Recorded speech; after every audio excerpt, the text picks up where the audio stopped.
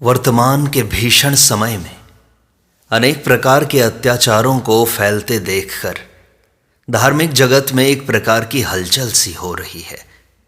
इस प्रकार पापों का प्रसार देखकर सहज ही सहृदय मनुष्य के हृदय में एक प्रश्न उठ जाता है कि भगवान अवतार कब लेते हैं। वर्तमान में इतने अत्याचारों के होते हुए भी भगवान प्रकट क्यों नहीं होते? क्या गीता में की हुई प्रतिज्ञा ठीक नहीं है?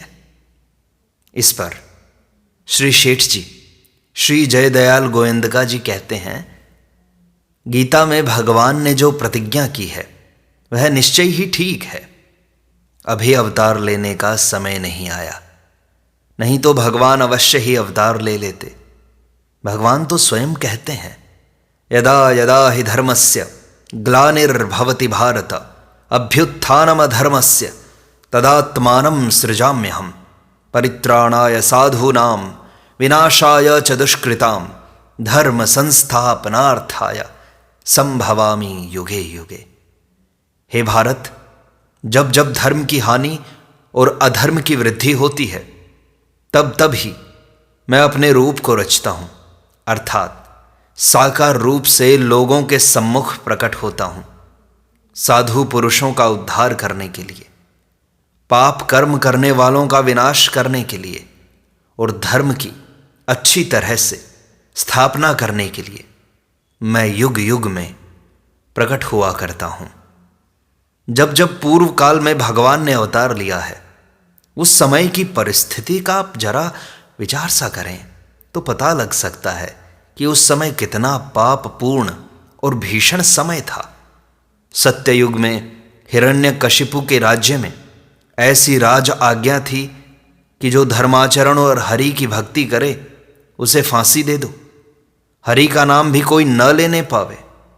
इस प्रकार की राज आज्ञा का राजा के स्वपुत्र प्रहलाद ने उल्लंघन किया तो उसे भी घोर दंड दिया गया। एक दिन हिरण्यकशिपु ने प्रहलाद को गोद में बैठाकर पूछा, बेटा तूने क्या पढ़ा है, जरा मुझे सुना। प्रहलाद ने कहा, पिताजी मैंने जो पढ़ा है वह सुनिए। श्रवणम कीर्तनम विष्णोः स्मरणम पाद सेवनम अर्चनम वंदनम दास्यम सख्यम आत्मनिवेदनम।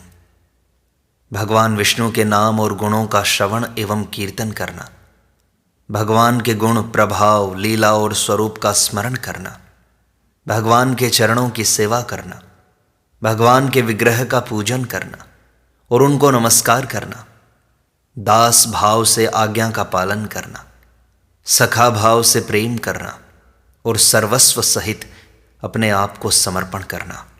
ऐसी बात सुनकर हिरण्यकशिपु चौंक पड़ा और उसने पूछा, यह बात तुझे किसने सिखाई? मेरे राज्य में मेरे परम शत्रु विष्णु की भक्ति का उपदेश देकर मेरे हाथ से कौन मृत्यु मुख में जाना चाहता है? प्रहलाद बोला, पिताजी हृदय में स्थित भगवान विष्णु ही तो संपूर्ण जगत के उपदेशक हैं। हे तात, उन परमात्मा को छोड़कर और कौन कुछ किसको सिखा सकता है? ऐसी बातें सुनकर तो राक्षस राज का क्रोध अत्यंत भड़क गया और वह भक्त प्रहलाद को भयानक त्रास देने लगा। हरिनाम लेने वाले प्रहलाद को विष पिलाया गया, पर्वत से गिराया गया, सर्पों से डसाया गया, आग में जलाया गया इत्यादि अनेक प्रकार से राक्षसों ने जबरदस्ती जोर जुल्म ढाए, किंतु उसका कुछ भी अनिष्ट न कर सके। प्रबल शत्रु सामने हो तो भी सारे संसार का वार खाली चला जाता है, उसका कोई बाल भी बांका नहीं कर सकता। भक्त पर अत्यंत अत्याचार होने पर अंत में खंभे में से प्रहलाद के प्यारे परम प्रभु को प्रकट होना ही पड़ा। अब त्रेता में देखिए, सुबाहु और मारीच यज्ञों का ध्वंस कर देते थे, मुनियों को खा जाते थे। इतना ही नहीं, अनेक राक्षस घोर अत्याचार करने लगे थे। आजकल जहां तहां पशुओं की हड्डियों के ढेर देखे जाते हैं, परंतु रामायण को देखने से मालूम होता है कि उस समय तो फल मूलाहारी तपस्वी ऋषि मुनियों के मांस मज्जा को राक्षसों ने भक्षण करके उनकी हड्डियों का ढेर लगा दिया था। तब उस समय मनुष्य के रूप में श्री रामचंद्र का अवतार हुआ। वैसा घोर समय अभी नहीं है। वर्तमान काल अवतार लेने लायक है या नहीं, इसका निर्णय तो प्रभु ही कर सकते हैं। यह बुद्धि से अतीत विषय है। तथापि मनुष्य अपनी अपनी बुद्धि के अनुसार कुछ अनुमान लगा ही लिया करते हैं। सो मेरी साधारण बुद्धि के अनुसार तो यह समझ में आता है कि वर्तमान काल में पापों की वृद्धि और धर्म का क्षय स्वाभाविक होते हुए भी ऐसा घोर समय अभी नहीं आया है कि जिसके कारण भगवान को अवतार लेना पड़े। इस समय कलियुग के कारण पापाचार बढ़ रहा है, तो भी मनुष्य प्रयत्न करने से भगवान को उनकी कृपा से प्राप्त कर सकता है। भगवान के दो स्वरूप हैं, निर्गुण और सगुण। उनका वह निर्गुण स्वरूप बुद्धि और इंद्रियों से अतीत है। सगुण स्वरूप बुद्धि तथा नेत्रों का भी विषय है, उसे हम देख सकते हैं। सगुण के भी दो भेद हैं, साकार और निराकार। जो सच्चिदानंद स्वरूप से सर्वत्र व्यापक है, वह सगुण निराकार स्वरूप है। जिस प्रकार सर्वत्र फैले हुए बिजली के तार में बिजली का प्रवाह सदा सर्वव्यापक रहता है, वैसे ही भगवान न दिखाई देने पर भी सदा सर्वत्र विराजमान हैं। इसे सूक्ष्मदर्शी पुरुष अपनी तीक्ष्ण निर्मल बुद्धि द्वारा अनुभव करते हैं। यह आत्मा सूक्ष्मदर्शी पुरुषों द्वारा अपनी तीव्र और सूक्ष्म बुद्धि से ही देखा जा सकता है, परंतु सगुण साकार को तो हम अपने नेत्रों के सामने प्रकट भी देख सकते हैं। निर्गुण की उपासना से गुणातीत ब्रह्म की प्राप्ति होती है।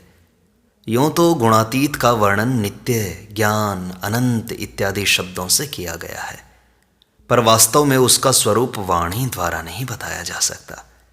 वह तो अचिंत्य और अनिर्वचनीय है। अंत में वेद भी नेति नेति कहकर ही बतलाता है।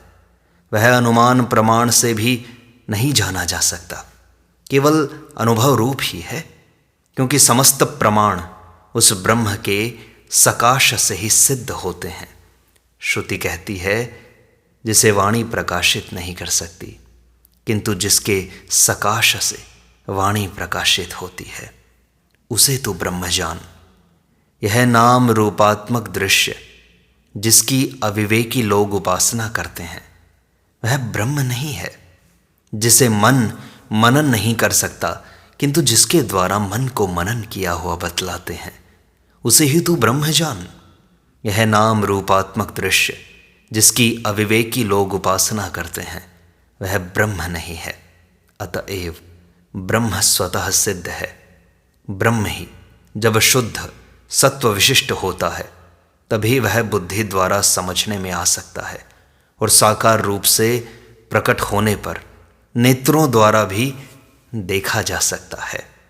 भगवान अपना साकार रूप प्रकट करके अर्जुन को इस प्रकार बतलाते हैं, अजोपि सन्नव्ययात्मा भूतानामीश्वरोपि सन् प्रकृतिं स्वामधिष्ठाय संभवाम्यात्म मायया।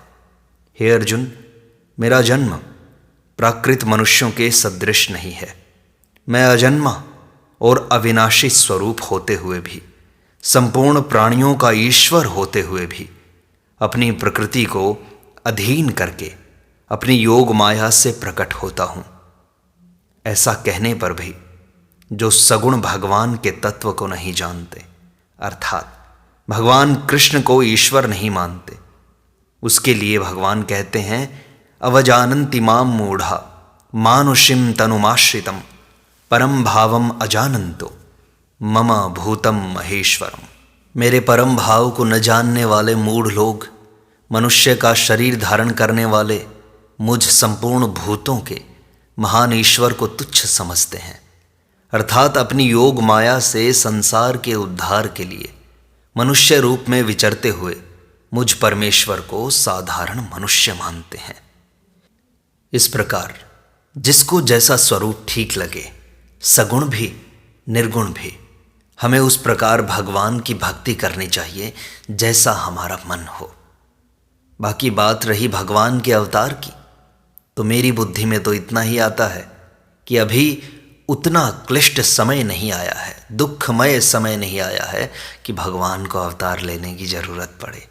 जब ज़रूरत पड़ेगी तो भगवान स्वयं आ जाएंगे। जब धर्म की हानि होगी और पाप का प्रचार अपनी चरम सीमा पर होगा, तब भगवान स्वयं अवतार ले लेंगे।